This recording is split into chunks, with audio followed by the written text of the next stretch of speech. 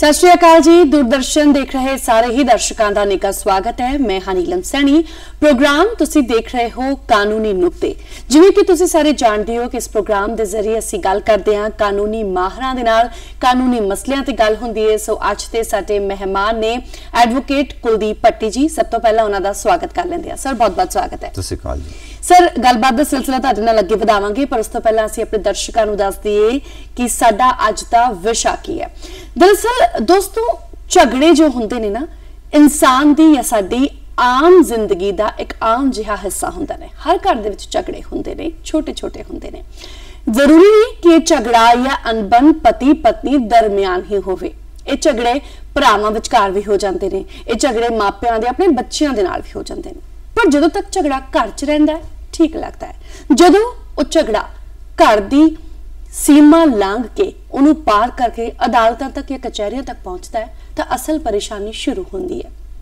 उस वक्त उस परेशानी तो किवें निबड़िया जाए, किवें नजिठिया जाए, कानून किवें तुहाडी मदद कर सकता है, इसे ते अज असीं गलबात करांगे। सो घरेलू झगड़ियां बारे कानून तुहानूं की हक दिंदा है, एडवोकेट कुलदीप भट्टी सानूं दस्सणगे। सर सब तो पहला सवाल, जो घरेलू झगड़ियां दी या विवाहित झगड़ियां दी गल आंदी है ना, तो सब तो ज्यादा देखा जाता है कि दाज दी मांग नूं मुख कारण मन्निया जाता है उस झगड़े दे पिछे या वक होण दे पिछे। दाज का जो कानून बनिया है वो कुड़ी दी या कुड़ी वालियां दी मदद लई बनिया, पर आजकल ज्यादातर देखा जा रहा है कि उस कानून का मिसयूज या गलत ज्यादा इस्तेमाल हो रहा है। हाँ जी, बिल्कुल ठीक गल।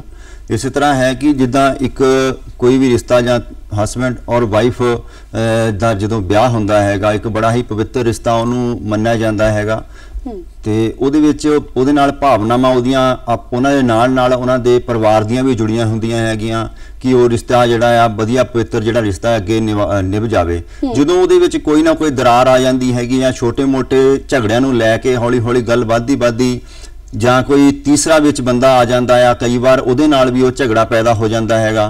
वो हौली हौली वधदी गल वो एक दाज दहेज ते आ जाती है, चाहे कि प्रॉब्लम पिछे कई बार कोई होर निकलती है, पर वो अगे जाके अंडर सैक्शन 498 AIPC 406 IPC तहत जिहड़ा कि मामला एक कोर्ट दे विच आ जाता है कि ये दाज दहेज की मंग नूं लैके झगड़ा हो रहा है। सो इहदे विच बहुत सारियां जिहड़ियां जिद्दां तुसीं मिसयूज की गल कीती है, जिद्दां कि देहात दे विच जिद्दां कि पिंडां दे विच जिहड़ियां औरतां हैगियां जिन्हां नाल ओह एट्रोसिटी हुंदी आ जां उन्हां ते अत्याचार हुंदा आ जां दाज दहेज नूं लैके कोई गलबात हुंदी आ, उन्हां तक ये हैगा कि वो तां अनपढ़ता के कारण जां ज़्यादा लॉ बारे ना जानकारी होने कारण वो सहंदियां हैगियां, दुख सहंदियां आ। तो जिहड़ी पढ़ी लिखी जमात हैगी वो किते ना किते जाके कोई होर मसला हुंदा आ, पर उहनूं दाज दहेज दे विच लिया के मिसयूज कर लैंदे हैगे कि ये बस एक कानून है, इस कानून का गलत तरीके नाल इस्तेमाल करके लोगों को फसाया भी जा रहा है। बिल्कुल ठीक गल है। ये इस तरह ही हैगा कि ये जिहड़ा कानून बनया देखो औरत के हक दे लई हैगा, पर जे उन्होंने सही तरीके नाल इस्तेमाल किया जाए तो सही है। अगे जाके हौली हौली कई बार इनते जाके जो कोर्ट में फैसला आता है तो पता लगता है कि इसकी स्टोरी कोई होर सीगी, दाज दहेज की मंग नहीं सीगी। सो बहुत सारे मसले जिहड़े आ अज भी दाज दहेज दे बहुत ज़्यादा है, मैट्रीमोनियल डिस्प्यूट जिहड़े बहुत बढ़ गए आ। वकील साहब एक अगला सवाल इस जुड़िया हुआ, जिवें कि असीं गल कर रहे हैं कि गलत तरीके नाल इस कानून का मिसयूज हो रहा है, गलत इस्तेमाल हो रहा है। उस वक्त जो केस एक मुंडे ते या फिर मुंडे के परिवार ते कीता जांदा है ते साफ तौर ते ये पता है सबनों कि गलत है, दाज की कोई मंग नहीं की गई या कुड़ी नूं दाज लई कदे परेशान नहीं किया गया। सो उस केस दे विच मुंडा या मुंडे का परिवार अदालत तो या कचहरी तो या कोर्ट तो किवें मदद मंग सकता है? देखो कोई भी जे किसी ते भी केस हुंदा है, मान लो लड़के ते हो गया आ, दाज दहेज का केस हो गया आ, वो एक वकील के थ्रू अपना पेश होएगा कोर्ट दे विच, अपनी एविडेंस देगा। जिस तरह जे कुड़ी ने कोई एलीगेशन लाया तो उन्होंने भी उहदे तहत एविडेंस देनी पैंदी आ कोर्ट दे विच। तो उहदा जिहड़ा वकील हैगा उन्होंने क्रॉस करदा आ, फिर उन्होंने सवाल पुट करदा आ, फिर वो अपनी एविडेंस का भी उन्होंने मौका मिलता है। जे वो सही है तो अपना सही सबूत जिहड़े देवे तो कोर्ट उन्हां सबूतां नूं देखदे होए फैसला करदी है कि दोनों विचों सही कौन है। ये जरूरी नहीं है कि जे लड़की ने इल्जाम लगा दिता तो मुंडे नूं उहदे विच ਦਾਜ ਦਹੇਜ ਦੇ ਕੇਸ ਵਿੱਚ ਸਜ਼ਾ ਹੋਏਗੀ, ਇਹ ਜ਼ਰੂਰੀ ਨਹੀਂ ਹੈ। ਇਹ ਅਦਾਲਤ ਦੇਖਦੀ ਹੈ ਕਿ ਇਨਸਾਫ ਜਿਹੜਾ ਦੇਣ ਲਈ ਦੋਨਾਂ ਪੱਖਾਂ ਨੂੰ ਸੁਣਿਆ ਜਾਂਦਾ ਹੈ, ਦੋਨਾਂ ਦੀ ਐਵੀਡੈਂਸ ਨੂੰ ਦੇਖਦੇ ਹੋਏ ਹੀ ਜਜਮੈਂਟ ਜਿਹੜੀ ਪਾਸ ਕੀਤੀ ਜਾਂਦੀ ਹੈ। ਪੂਰੀ ਪ੍ਰੋਸੀਡਿੰਗ ਚੱਲੇਗੀ, ਉਸ ਤੋਂ ਬਾਅਦ ਜਜਮੈਂਟ ਆਏਗਾ, ਸਬੂਤਾਂ ਦੇ ਆਧਾਰ ਤੇ ਹੀ ਸਾਰਾ ਕੁਝ ਨਿਰਣय ਫੈਸਲਾ ਹੁੰਦਾ ਹੈ। ਅੱਛਾ ਵਕੀਲ ਸਾਹਿਬ, ਅਗਲਾ ਸਵਾਲ, ਜਦੋਂ ਤਲਾਕ ਦੇ ਕੇਸ ਚੱਲਦੇ ਨੇ, ਤਲਾਕ ਦੇ ਜਦੋਂ ਮਾਮਲੇ ਚੱਲਦੇ ਨੇ, ਤੇ ਇੱਕ ਬਹੁਤ ਇੰਪੋਰਟੈਂਟ ਜਾਂ ਬਹੁਤ ਮਹੱਤਵਪੂਰਨ ਗੱਲ ਆਉਂਦੀ ਹੈ ਖਰਚਾ ਪਾਣੀ, ਜਿਸ ਤੋਂ ਲੈ ਕੇ ਜ਼ਿਆਦਾਤਰ ਇਹ ਜੋ ਕੇਸ ਨੇ ਉਹ ਲੰਬੇ ਚੱਲਦੇ ਨੇ, ਕਿਉਂਕਿ ਮੁੰਡੇ ਵਾਲੇ ਤੇ ਕੁੜੀ ਵਾਲੇ ਆਪਸ ਦੇ ਵਿੱਚ ਇਹ ਡਿਸਾਈਡ ਕਰਦੇ ਨੇ ਕਿ ਕਿੰਨਾ ਕੁ ਖਰਚਾ ਲੈਣਾ ਹੈ ਜਾਂ ਕਿੰਨਾ ਕੁ ਖਰਚਾ ਅਸੀਂ ਦੇਣਾ ਹੈ। ਸੋ ਇੱਕ ਪਤੀ ਆਪਣੇ ਪਤਨੀ ਤੋਂ ਕਦੋਂ ਖਰਚਾ ਲੈ ਸਕਦੀ ਹੈ? ਦੇਖੋ, ਇੱਕ ਜਦੋਂ ਤੱਕ ਤਾਂ ਉਹਨਾਂ ਦਾ ਵਿਆਹ ਬਿਲਕੁਲ ਜਾਂ ਠੀਕ ਠਾਕ ਜਿਹੜਾ ਰਿਸ਼ਤਾ ਚੱਲਦਾ ਪਿਆ ਆ, ਉਦੋਂ ਤੱਕ ਤਾਂ ਉਹ ਲੜਕਾ ਉਹਨੂੰ ਦੇ ਰਿਹਾ ਹੈਗਾ। ਜਦੋਂ ਉਹਨਾਂ ਵਿੱਚ ਕੋਈ ਨਾ ਕੋਈ ਡਿਸਪਿਊਟ ਪੈਦਾ ਹੋ ਜਾਂਦਾ ਹੈਗਾ ਤਾਂ ਖਰਚਾ ਲੈਣ ਵਾਸਤੇ ਅੰਡਰ ਸੈਕਸ਼ਨ 125 CRPC ਦੇ ਤਹਿਤ ਇੱਕ ਐਪਲੀਕੇਸ਼ਨ ਦਾਇਰ ਕਰਦੀ ਹੈ ਖਰਚੇ ਦੇ ਵਾਸਤੇ ਕੋਰਟ ਦੇ ਵਿੱਚ। ਸੋ ਕੋਰਟ ਉਹਨੂੰ ਦੇਖਦੀ ਹੈ ਕਿ ਇਹਨੂੰ ਖਰਚੇ ਦੀ ਜ਼ਰੂਰਤ ਹੈ, ਕਿ ਇਹਦੀਆਂ ਜ਼ਰੂਰਤਾਂ ਕੀ ਆ, ਕਿ ਬੱਚੇ ਹੈਗੇ ਆ, ਬੱਚਿਆਂ ਨੂੰ ਕਿੰਨਾ ਖਰਚਾ ਚਾਹੀਦਾ ਆ, ਉਸੇ ਮੁਤਾਬਕ ਹੀ ਕੋਰਟ ਦੇਖਦੇ ਹੋਏ ਉਹ ਫੈਸਲਾ ਦਿੰਦੀ ਹੈ ਕਿ ਇਹਨੂੰ ਖਰਚੇ ਦੀ ਕਿੰਨੀ ਲੋੜ ਆ। ਉਹਦੇ ਨਾਲ ਨਾਲ ਇੱਕ ਸੁਪਰੀਮ ਕੋਰਟ ਦੀਆਂ ਨਵੀਂ ਗਾਈਡਲਾਈਨ ਆਈਆਂ ਆ, ਜਿਹਦੇ ਵਿੱਚ ਕੀ ਹੈਗਾ ਕਿ ਉਹਨੂੰ ਇੱਕ ਐਫੀਡੇਵਿਟ ਦੇਣਾ ਪੈਂਦਾ ਆ ਕਿ ਉਹ ਕਿੰਨਾ ਕਮਾਉਂਦੀ ਆ ਤੇ ਉਹਦੇ ਵਿੱਚ ਇਨਕਮ ਟੈਕਸ ਕਿੰਨਾ ਪੇ ਕਰਦੇ ਆ। ਤੇ ਇਸੇ ਤਰ੍ਹਾਂ ਹੀ ਮੁੰਡੇ ਨੂੰ ਇੱਕ ਐਫੀਡੇਵਿਟ ਦੇਣਾ ਪੈਂਦਾ ਕੋਰਟ ਦੇ ਵਿੱਚ ਆਪਣੀ ਸਾਰੀ ਪ੍ਰਾਪਰਟੀ ਨੂੰ ਲੈ ਕੇ। ਉਹ ਦੋਨੇ ਚੀਜ਼ਾਂ ਨੂੰ ਦੇਖਦੇ ਹੋਏ ਹੀ ਕੋਰਟ ਫੈਸਲਾ ਕਰਦੀ ਆ ਕਿ ਇਹਨੂੰ ਖਰਚੇ ਦੀ ਜ਼ਰੂਰਤ ਹੈ ਜਾਂ ਕਿੰਨੀ ਜ਼ਰੂਰਤ ਹੈ, ਉਸੇ ਮੁਤਾਬਕ ਹੀ ਉਹਦਾ ਖਰਚਾ ਲੱਗਦਾ ਆ, ਉਸੇ ਤਰ੍ਹਾਂ ਹੀ ਆਰਡਰ ਕੋਰਟ ਕਰਦੀ ਹੈ। ਬਿਲਕੁਲ, ਇਹ ਬਹੁਤ ਚੰਗੀ ਗੱਲ ਹੈ ਕਿ ਸਿਰਫ ਇੱਕ ਕੁੜੀ ਵਾਲਿਆਂ ਨੇ ਜਾਂ ਕੁੜੀ ਨੇ ਇਹ ਯਾਚਿਕਾ ਦਾਇਰ ਕੀਤੀ, ਪਟੀਸ਼ਨ ਪਾ ਦਿੱਤੀ ਕਿ ਉਹਨੂੰ ਖਰਚਾ ਚਾਹੀਦਾ, ਸਿਰਫ ਇਸ ਬੇਸ ਤੇ ਹੀ ਅਦਾਲਤ ਜੋ ਹੈ ਖਰਚਾ ਪਾਣੀ ਨਹੀਂ ਦੇਖਦੀ, ਬਲਕਿ ਅੱਜ ਕੱਲ ਪੂਰਾ ਜੋ ਇੰਡੀਪੈਂਡੈਂਟ ਹੈ, ਜੋ ਕਮਾ ਰਹੇ ਨੇ ਦੋਨੋਂ, ਤੇ ਉਹਨਾਂ ਦੀ ਪੂਰਾ ਬੈਕਅਪ ਲਿੱਤਾ ਜਾਂਦਾ ਹੈ ਕਿ ਕਿੰਨੀ ਕਮਾਈ ਹੋ ਰਹੀ ਹੈ, ਕਿੰਨਾ ਇਨਕਮ ਟੈਕਸ ਰਿਟਰਨ ਭਰਿਆ ਜਾਂਦਾ ਹੈ, ਤੇ ਉਸ ਦੇ ਆਧਾਰ ਤੇ ਸਾਰਾ ਕੁਝ ਹੁੰਦਾ ਹੈ। ਅੱਛਾ, ਇੱਕ ਅਗਲਾ ਸਵਾਲ, ਕਿ ਤਲਾਕਸ਼ੁਦਾ ਪਤਨੀ ਵੀ ਖਰਚਾ ਲੈ ਸਕਦੀ ਹੈ? हाँ बिल्कुल, तलाकशुदा पत्नी लै सकदी आ जे वो दूसरा ब्याह उन्हें ना कीता होवे। जेकर वो तलाक तो बाद दूसरा ब्याह कर लैंदी आ, फिर वो खर्चे दे लई एप्लीकेशन दायर नहीं कर सकदी। अगर वो तलाक तो बाद उहदा किते कोई गुजारा पत्ता नहीं चलदा पिया तां वो कोर्ट नूं अपनी एप्लीकेशन दे सकदी आ कि मेरा जिहड़ा खर्चा नहीं चलदा, मेरियां आ जरूरतां हैगियां ਤੇ ਮੈਨੂੰ ਖਰਚਾ ਦਿੱਤਾ ਜਾਵੇ। ਉਹ ਫਿਰ ਖਰਚਾ ਆਪਣੇ ਪਤੀ ਕੋਲ ਮੰਗ ਸਕਦੀ ਹੈ।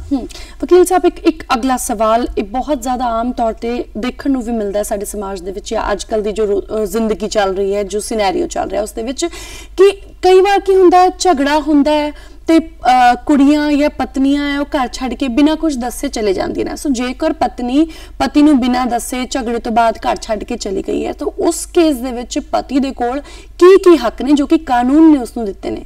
हाँ बिल्कुल, बहुत अच्छा सवाल है तुहाडा। देखो, हिंदू मैरिज एक्ट की दफ़ा 9 के तहत जिहड़ा कि उहदे कोल राइट हैगा हसबैंड को कि उहदी पत्नी बिना किसी कारण चली जाए, उन्होंने रेस्टिट्यूशन ऑफ कंजुगल राइट कहा जाता है कि वो अपने घर वाली नूं बसाना चाहता है, वो बिना किसी कारण चली गई और कोर्ट दे विच एक एप्लीकेशन पटीशन दायर करता है दफ़ा 9 के अंदर कि मैं इहनूं बसाना चाहता बिना किसी कारण करके चली गई आ। सो कोर्ट फिर उस एविडेंस नूं लैंदी आ और बर्डन ऑफ प्रूफ जिहड़ा हुंदा है कि उहनूं साबित करना पैंदा है कि ये बिना किसी कारण तो गई, ना कोई झगड़ा करके गई हैगी आ। फिर कोर्ट उहनूं भेजण लई जिहड़ी आ डिक्री उहदे हक दे विच कर दिंदे आ। कई बार इदां हुंदा है कि पति ते पत्नी दोनों ही राजी नहीं हुंदे कि असीं इकट्ठे रहना, क्योंकि झगड़े शायद या अनबन उहनां दे विच इस कदर वध जांदी है कि दोनों दा ये सोचना हुंदा है कि असीं इकट्ठे हुण रह नहीं सकदे क्योंकि साडी सोच नहीं मिलदी। सो उस केस दे विच की कानून हक दिंदा है? देखो, जिथे तो वो झगड़ा बहुत ज़्यादा बढ़ गया कि उन्होंने लगता है कि हुण असीं दोने जिहड़े आ इकट्ठे नहीं रह सकते, वो एक म्यूचुअल कंसेंट दोनों की सहमति के नाल एक तलाक पैंदा हैगा। उहदे विच 6 महीने का पीरियड दिता जाता है, 6 तो लैके 18 महीने तक का पीरियड है। वैसे ज़्यादातर 6 महीने की तरीक पैंदी है कि कोर्टां नूं भी ये हुंदा कि ये जिहड़ा परिवार टुटे ना, अदालतां भी ये चाहुंदियां कि ये दोनों परिवार हो सकता 6 महीने का टाइम पीरियड दे विच दुबारा मिल जाण। तो उन्होंने 6 महीने की तरीक पा के 2 बार उन्होंने स्टेटमेंट आती है, उस तो बाद वो तलाक लैके अलग अलग रह सकदियां वा। अच्छा, तलाक सिर्फ पति ही तलाक लई अर्जी पहला पा सकदा है या पत्नी भी पा सकदी है, या फिर जदों दोनों राजी होणगे उदों ही तलाक होएगा? हाँ, ये तिने तरह ही हुंदा हैगा। अगर तो देखो पति पहला कर सकता है डिवोर्स फाइल, वो भी कर सकता है। जेकर वो नहीं रहना चाहती उहदे नाल अलग हैगी आ, काफ़ी 1 साल तो ज़्यादा पीरियड हो गया आ। इसी तरह ही अगर पति उन्होंने रखना नहीं चाहता तो पत्नी भी अपनी याचिका दायर कर सकती है कोर्ट दे विच अंडर सैक्शन 13 के तहत हिंदू मैरिज एक्ट के विच प्रोविजन बनी हुई आ उहदे तहत कर सकती है। अगर दोनों नूं लगता है कि असीं तां हुण रहना ही नहीं हैगा, अलग अलग ही रहना आ, असीं इकट्ठे नहीं रहना, जां साडा रिश्ता जिहड़ा आ इत्थे नहीं निभ सकदा, जां उहनूं लगदा है कि लड़की नूं मैं हुण इत्थे सिक्योर ही नहीं है, किसी ना किसी कारण करके झगड़ा बहुत ज़्यादा बढ़ जाता है। सो ਉਹਦੇ ਵਿੱਚ ਫਿਰ ਇੱਕ ਜਿਹੜੀ ਆ mutual consent under section 13B ਦੇ ਅੰਦਰ ਹਿੰਦੂ ਮੈਰਿਜ ਐਕਟ ਦੇ ਤਹਿਤ ਆ ਉਹਦੇ ਵਿੱਚ ਇੱਕ ਯਾਚਿਕਾ ਦਾਇਰ ਕੀਤੀ ਜਾਂਦੀ ਹੈ ਕਿ ਅਸੀਂ ਮਿਊਚੁਅਲ ਕੰਸੈਂਟ ਦੇ ਨਾਲ ਡਿਵੋਰਸ ਲੈਣਾ ਚਾਹੁੰਦੇ ਹਾਂ।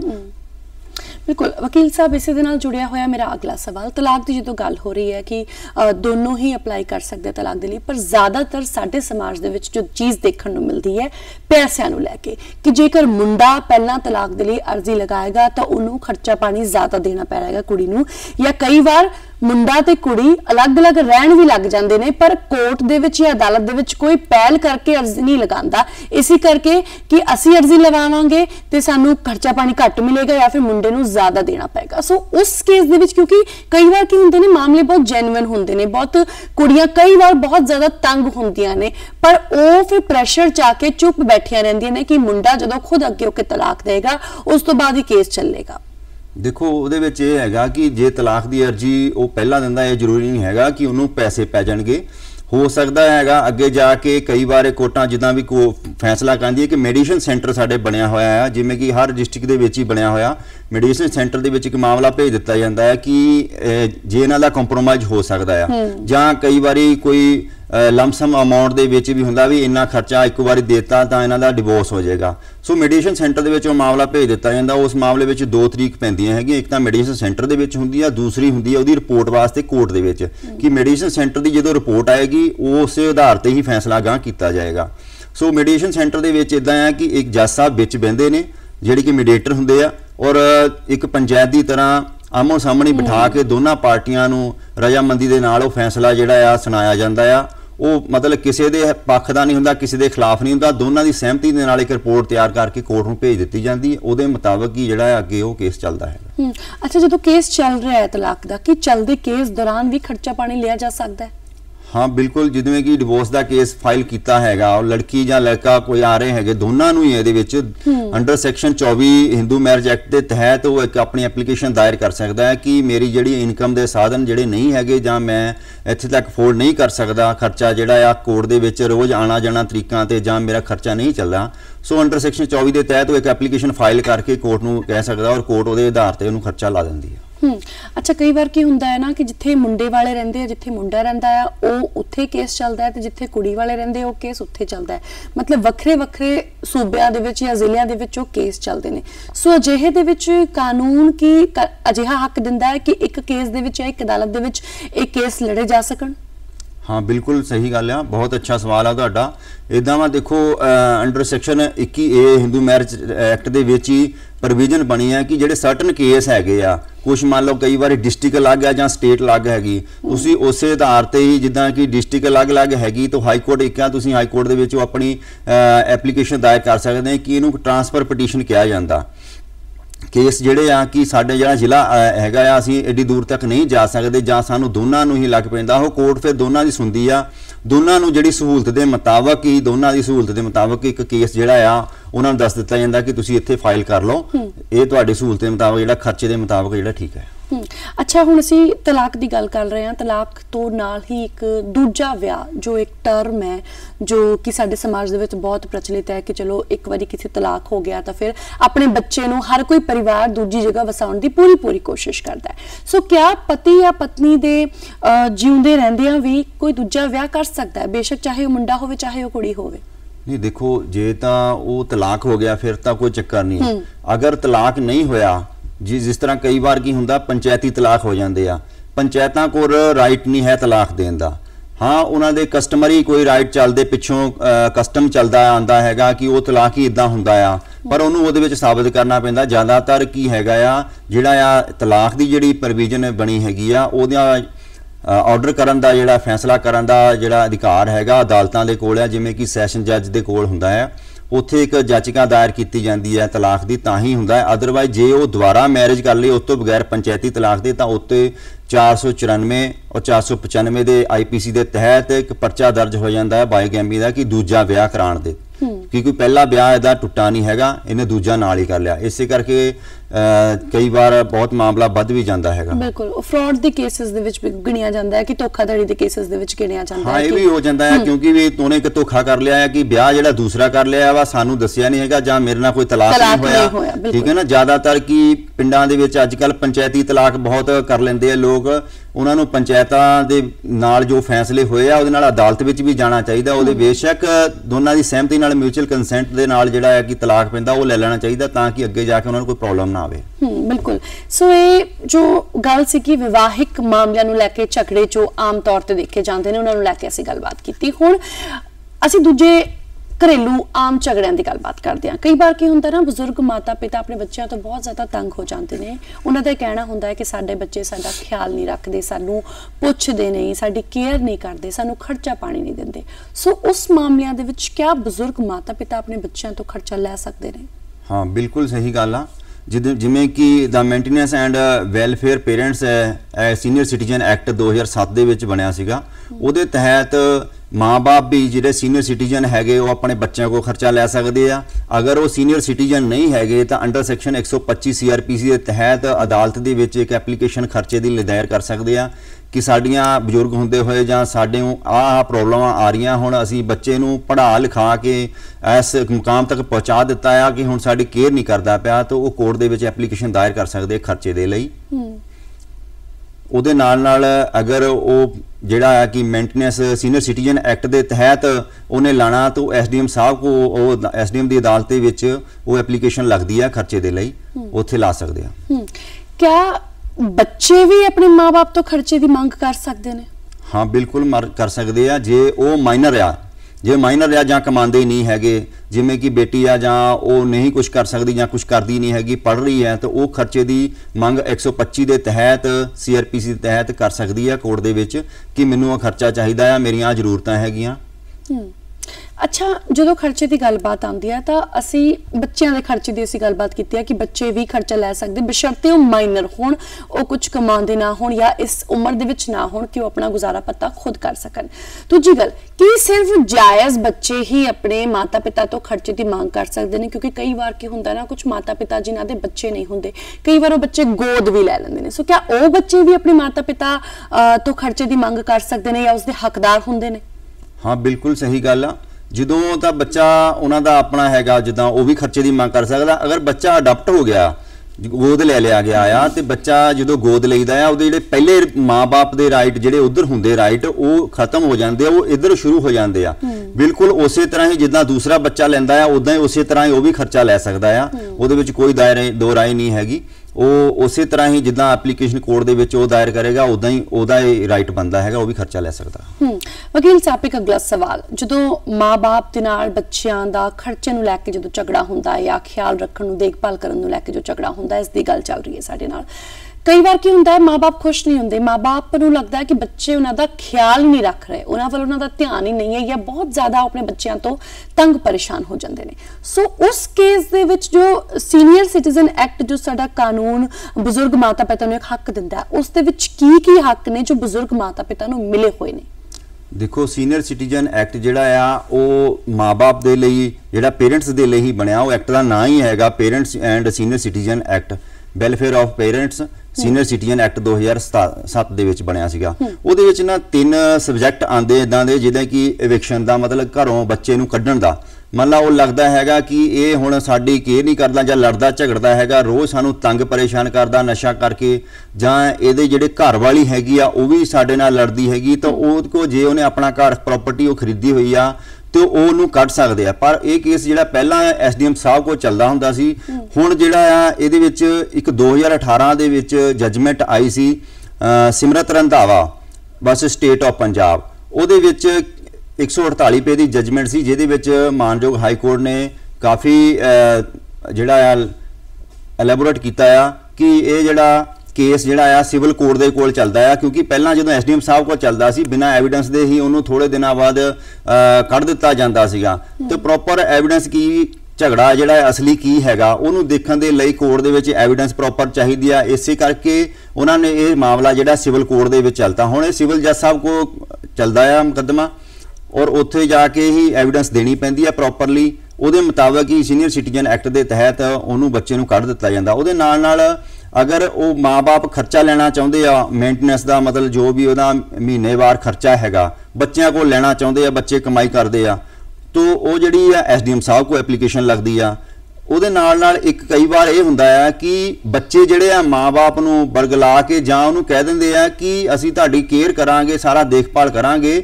ਸੋ ਉਹ ਪ੍ਰਾਪਰਟੀ ਜਿਹੜੀ ਆ ਉਹ ਆਪਣੇ ਨਾਂ ਤੇ ਕਿਸੇ ਨਾ ਕਿਸੇ ਤਰੀਕੇ ਨਾਲ ਟ੍ਰਾਂਸਫਰ ਕਰਾ ਲੈਂਦੇ ਆ। ਉਹ ਫਿਰ ਪ੍ਰਾਪਰਟੀ ਜਿਹੜੀ ਅੱਗੇ ਜਾ ਕੇ ਮਾਂ-ਬਾਪ ਨੂੰ ਦੇਖਦੇ ਨਹੀਂ ਹੈਗੇ, ਪ੍ਰਾਪਰਟੀ ਲੈ ਲਈ ਆ, ਉਸ ਤੋਂ ਬਾਅਦ ਉਹਨਾਂ ਦਾ ਕੋਈ ਧਿਆਨ ਨਹੀਂ ਰੱਖਦੇ।